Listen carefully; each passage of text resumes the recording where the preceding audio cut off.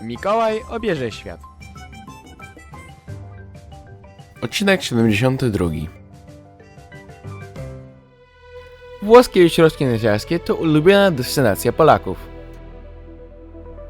Ośrodek narciarski w rejonie Madonna di Campiglio to najbardziej ulubiony z najulubieńszych celów polskich narciarskich wycieczek. Mi udało się tu dotrzeć dopiero w tym roku. Ale oczywiście nie tylko tu przyjeżdżają Polacy na narty.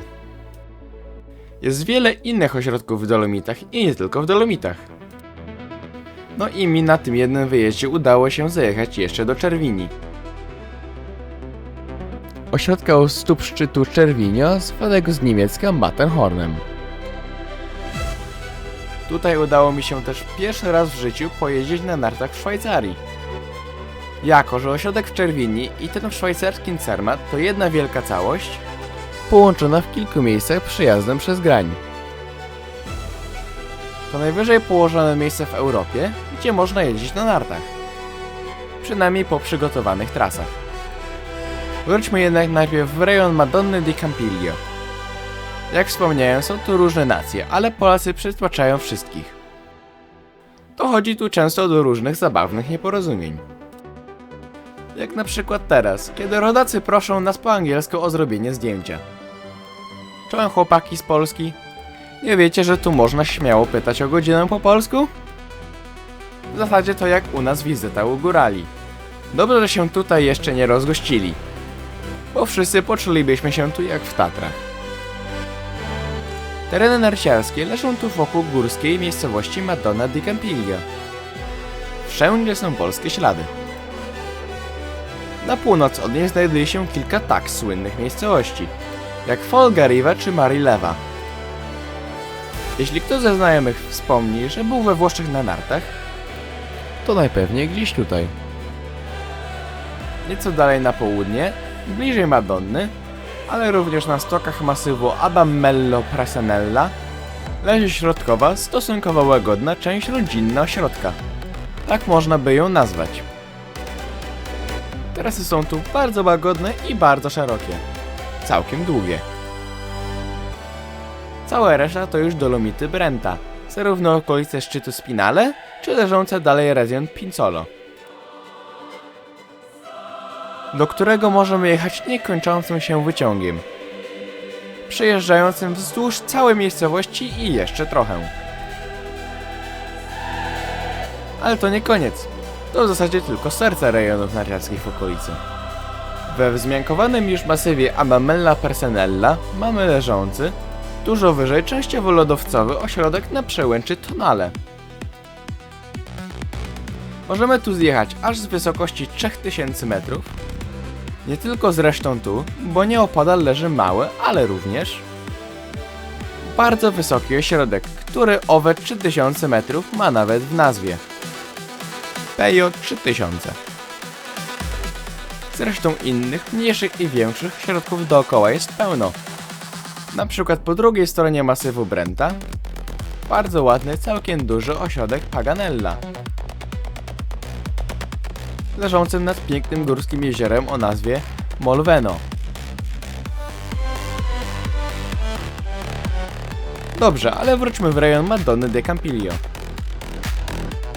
Podczas ostatniego pobytu miałem okazję pojeździć tu przez 2 dni, przy czym jeden dzień był całkowicie słoneczny, przepiękny, a drugi w kratkę, ale też nie najgorszy. I te 2 dni starczyły, żeby objeździć cały ośrodek. Oczywiście nie każdą trasę, bo jest ich tu, przynajmniej jeśli wierzyć oficjalnym materiałom, około 150 km. Ale odwiedziliśmy z grubsza wszystkie zakamarki. I tak od północy mamy tu rejon Folgariva i Marileva. Owe 1400 przy nazwie oznacza z grubsza wysokość. I ta Marileva to kolonia domków i hoteli narciarskich, osiągalne wąską drogą lub wyciągiem. Ten rejon to taka mega białka taczańska. Raz, że oczywiście sami Polacy, szczególnie w tygodniu na weekend przyjeżdża trochę miejscowych. 2. Ze względu na ogromną ilość rodzin z dziećmi, festynów, pikników, zabaw dla dzieci, Normalnie, jak w Białce. Pojedźmy dalej, na północ i na wschód. Długą serią zjazdów możemy dostać się w rejon ważnej drogowej przełęczy Carlo Magno. Przez tą przełęcz właśnie musimy przyjechać samochodem. Gdybyśmy wybierali się z Madonny di Campiglio na północ, na przykład do Fort Garridy. I ta przełęcz oddziela różne masywy górskie. Dolomity i Adamella. Przejazd drogowy na nartach pokonujemy za pomocą takiego oto mostu. I tu już w Dolomitach Brenta skierujemy się do najwyższego punktu całego ośrodka. Jest to rejon przełęczy Groste. W całym tym kompleksie muszę powiedzieć, jest to rzeczywiście jedyne miejsce, gdzie człowiek czuje się jak w Dolomitach. Wysokość powyżej 2500, otaczają nas wysokie, często niemal pionowe skały. Najwyższa stacja wyciągu leży tu na około 2550, czyli jeszcze wyżej niż sama przełęcz. Jak wiele razy zdążyłem już powiedzieć, całkiem sporo Polaków tutaj bywa. I nawet nie wiesz, że latem te góry są bardzo znane z zupełnie czego innego. Tutaj bowiem z wspaniałych zielonych łąk startują pionowe ściany skalne, na których poprowadzono wiele dróg wspinaczkowych i łatwiejszych via ferrat. W tym słynną Boquetę. Łatwą, ale strasznie powietrzną drogę, którą pokonuje się idąc przez kilka dni od schroniska do schroniska. Byliśmy tutaj latem, kilka odcinków wcześniej. O, tu w rogu macie linka, gdybyście chcieli zobaczyć. Ale wróćmy do zimy. Zima, proszę wróć. Zjazd z przełęczy Groste to najdłuższy i jeden z najciekawszych zjazdów w ośrodku. Jak przystało na ośrodek familijny, jest on całkiem łatwy. W ogóle większość tras tutaj to albo niebieskie, albo takie naprawdę łatwe czerwone. Także gdyby ktoś pytał, czy można tu przyjechać, nie umiejąc za bardzo jeździć na nartach, to jak najbardziej. Są tu nawet polskie szkółki narciarskie. Nie znaczy to, że nie ma tu w ogóle trudniejszych tras. Na przykład ze szczytu Spinale prowadzi ich kilka. Zarówno w jedną stronę, jakby w stronę przełęczy Groste, tylko są one takie całkiem krótkie. Ale już Direttissima, czyli trasa na wprost do miejscowości Madonna di Campiglio, to całkiem długi i całkiem konkretny kawałek czarnej. I kilka takich czarnych znajdziemy w różnych zakamarkach ośrodka. Po drugiej stronie szczytu Spinale w masywie Adamella mamy tą środkową część, o której już wspominałem. Tutaj też Mikołaj Obieżywiec był już latem. Tutejszy krajobraz przypomina nieco płaską wersję naszych Tatr Zachodnich. A narciarsko jest właśnie bardzo dobry dla rodzin z dziećmi i osób uczących się. Nieco trudniej jest na wysokości miejscowości Madonna di Campiglio, nieco na południe. To rejon 5 jezior. Mamy tu trasy o charakterze bardziej sportowym. Kilka sympatycznych długich czerwonych, a nawet odcinek czarnej. Widokowo tutaj jest nieźle, co prawda sama okolica nie jest aż tak górska. Ale Dolomity Brenta mamy na wprost przed sobą. I możemy cieszyć nimi oczy pod warunkiem, że nie musimy bardzo pilnie patrzeć pod nogi. Głupio byłoby tak wyrżnąć się przez to, że gapimy się przed siebie. Nieco stromsze odcinki i wspomniana czarna są tu właśnie w dolnej części stoku. Tędy właśnie będziemy przedostawać się do rejonu Pinzolo. Widzicie tutaj taką ukrytą stację? To początek gondoli, której długość to 3,5 km, a jedzie się nią bagatela 17 minut. Ma dwie stacje pośrednie. I potem nie ma żadnych stoków narciarskich.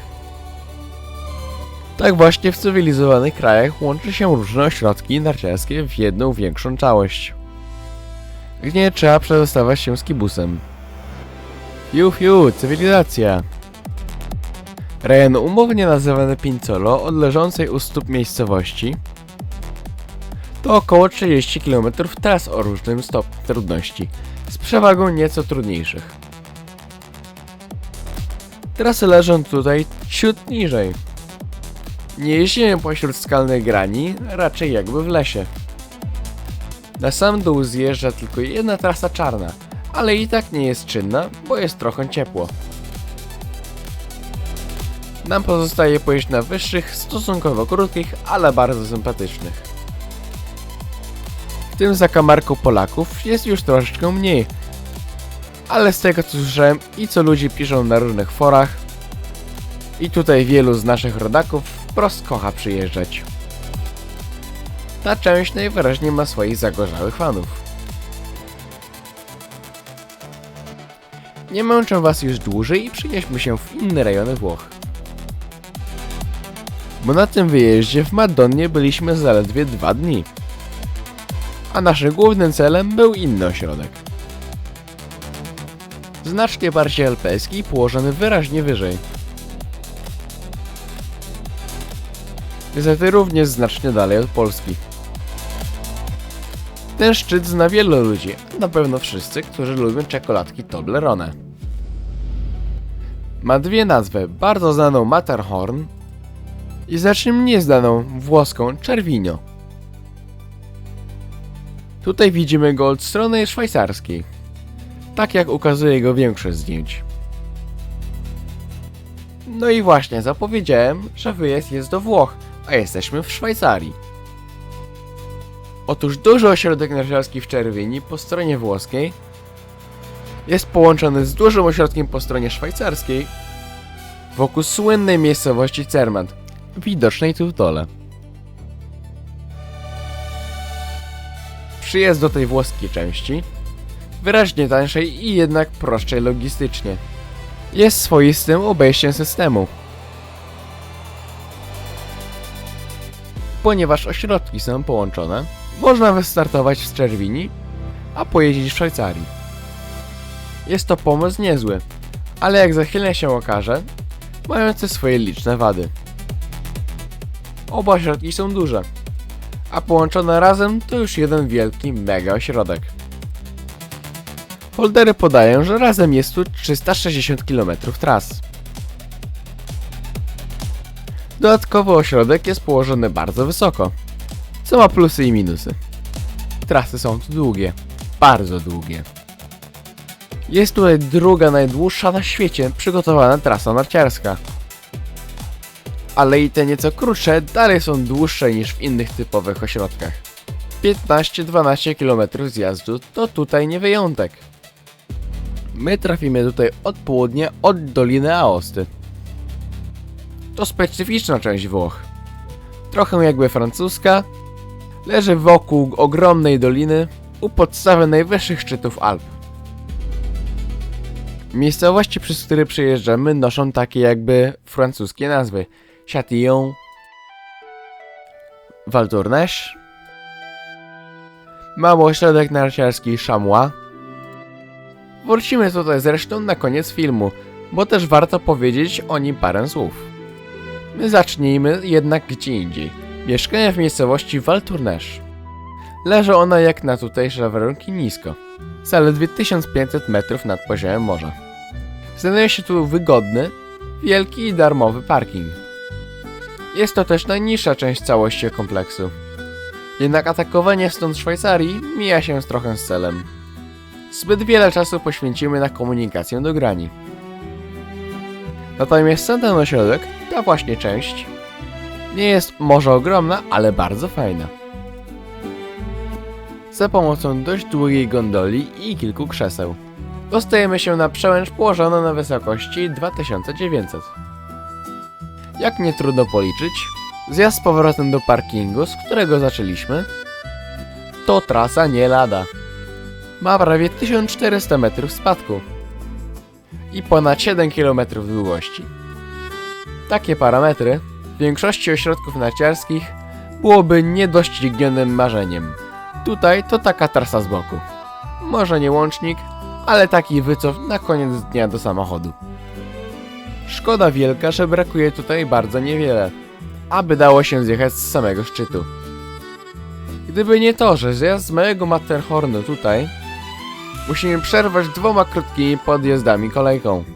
Byłaby to końcowa część jednego z najdłuższych zjazdów na świecie. Przenieśmy się zatem za tą niewielką przełączkę. Widoczną teraz w dole, wprost przed nami. Jesteśmy już w głównej części ośrodka w Czerwini. Tutejsze trasy zaczynają się na granicznej grani, albo wręcz na szczycie małego Matterhornu, a kończą właśnie w miejscowości Czerwinia, która leży 500 metrów wyżej niż Val Tournage. Ale i tak kilka tutejszych zjazdów ma różnicę wysokości prawie 1,5 km i długości kilkanaście kilometrów. Sama miejscowość u szczytu Czerwinia, czyli Matterhornu, została założona w okresie międzywojennym, kiedy to Mussolini pozazdrościł Szwajcarom ichniego Zermatt.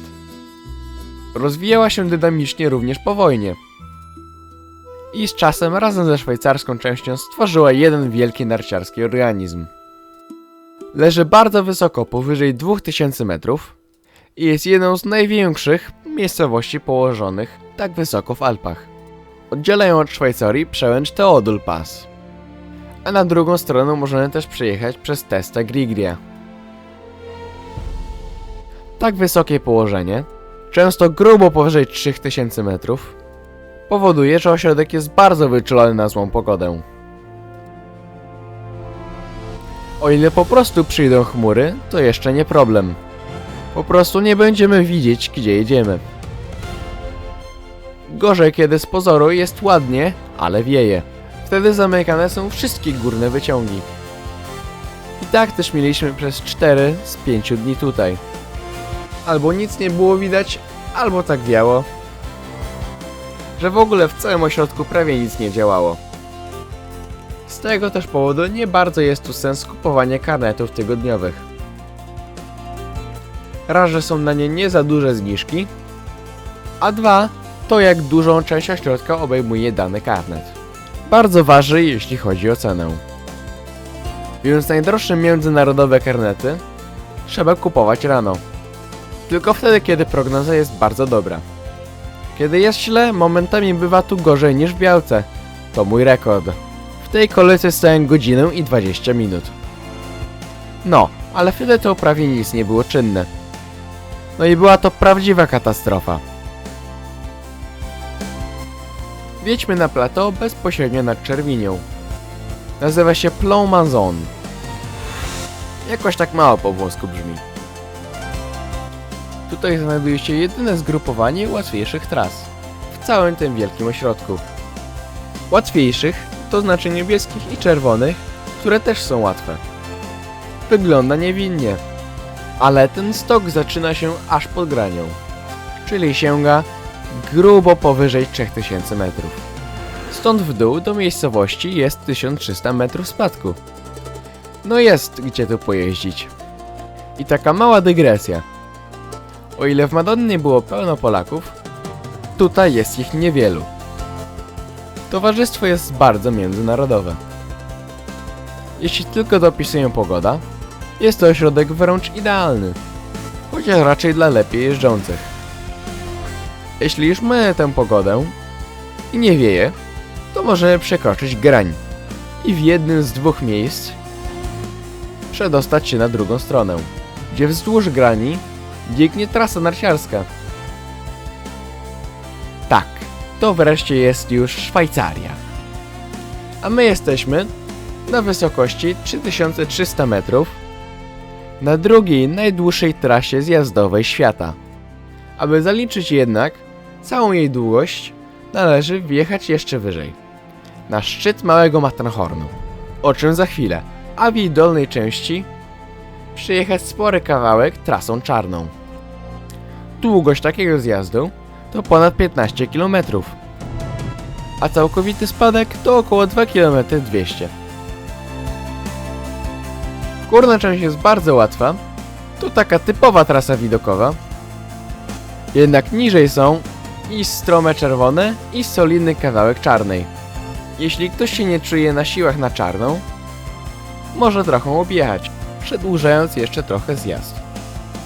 Z tej stacji kursuje Matterhorn Express, który musimy podjechać jakieś 150 metrów wyżej, do Schwarzsee. Mamy stąd cudowny widok na Matterhorn. Taki oszukany zjazd będzie miał nawet ponad 17 km długości. No i jeszcze więcej spadku. Tyle co dołożyliśmy podjeżdżając wyciągiem. Jest to taki kawał zjazdu, że sam jeden to i tak więcej niż przeważnie uda się przejechać w zatłoczony dzień, na przykład w Szczyrku czy takiej Białce. No ale to w ogóle miejsce niebywałe. Widoki też tutaj są unikatowe w skali świata. Cudownie jest również po drugiej stronie Zermatt. Wjeżdża tam górska kolejka szynowa, również grubo powyżej 3000, do obserwatorium astronomicznego. Jest tutaj dużo długich narciarskich tras. Niestety nas tam nie było. Mieliśmy tu dojechać, ale plany pokrzyżowała pogoda. I skończyło się na jednym dniu rekonesansowym. Po stronie szwajcarskiej nie poszaleliśmy. Podjechaliśmy parę razy tutaj, parę razy tam. Podjechaliśmy Matterhorn Expressem, gdzie automat mówił do nas w 4 językach. Wjechaliśmy na leżącą na głównej grani przełęcz Burgstadel, skąd przyjechaliśmy w stronę Matterhornu po lodowcu. Cóż, warto to zrobić, żeby zobaczyć te widoki. Są naprawdę wspaniałe. I po paru godzinach jeżdżenia zdecydowaliśmy się na powrót na stronę włoską. Żeby to osiągnąć, musieliśmy się dostać do punktu leżącego powyżej grani głównej. I takim punktem, niemal najwyższym w całym ośrodku, jest szczyt małego Matterhornu, wznoszący się na prawie 3900 metrów. Można tam wjechać taką luksusową kolejką gondolową. To całoroczna atrakcja. Zimą jeździmy tu na nartach, latem możemy podziwiać nie tylko cudowne widoki, ale liczne atrakcje, m.in. położone wewnątrz góry, takie jak na przykład Lodowy Pałac. Podjeżdżamy do górnej stacji na małym Matterhornie. No to wygląda jak jakieś Gwiezdne Wojny normalnie. Przechodzimy przez środek szczytu podziemnym tunelem, by wreszcie rozpocząć zjazd na wysokości 3823 metry. Stąd grań, przez którą przejeżdżaliśmy, leży jeszcze daleko u naszych stóp. Stąd też zaczyna się ta druga najdłuższa trasa zjazdowa na świecie. Tu ten wariant z objazdem, a tam w dali jest najwyższy punkt, z którego w Europie można zjeżdżać na nartach. Niestety nieczynne. Nie działają prowadzące tam orczyki. Robimy już wycof na stronę włoską, to znaczy musimy zjechać całkiem spory kawałek. Łatwą niebieską trasą widokową, do której z przełęczy. Mamy do wyboru dwie, albo tutaj na 7. Wtedy też najlepiej przedostać się od razu do Val Tournage, albo przez drugą przełęcz właśnie tutaj. Do tras leżących bezpośrednio nad Czerwinią. Tych łatwych. Przedłużenie tak długich tras o ten odcinek za granią powoduje, że również one mają 1600 metrów różnicy wysokości i ponad 10 km długości. Tu widzimy na przykład 7. Szkoda, że nie zjedziemy stąd bezpośrednio aż do Val Tournage. Musimy podjechać tym właśnie krzesłem i tutaj jeszcze kawałeczek. Takim małym wyciągiem do góry. Takim zupełnie maluteńkim. Ze 30-40 metrów podjazdu.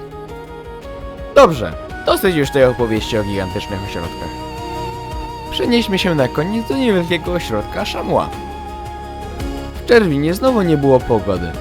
A tutaj, choć to zaledwie parę kilometrów obok, jest słońce.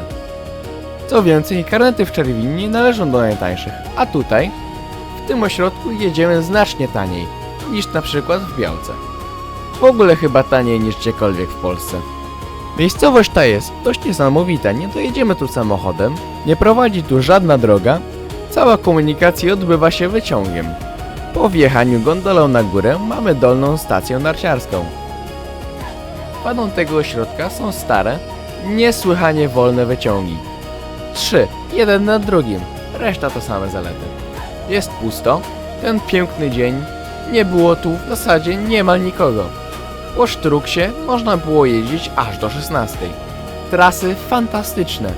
Nie ma ich super dużo, bo łącznie z 8 km długości, ale jest kilka wariantów, a spadek to około 700 metrów. Czyli nie mało. Ale mógłbym to tak opowiadać i opowiadać, a tymczasem to już koniec. Do zobaczenia w kolejnym odcinku, pewnie już mniej narciarskim.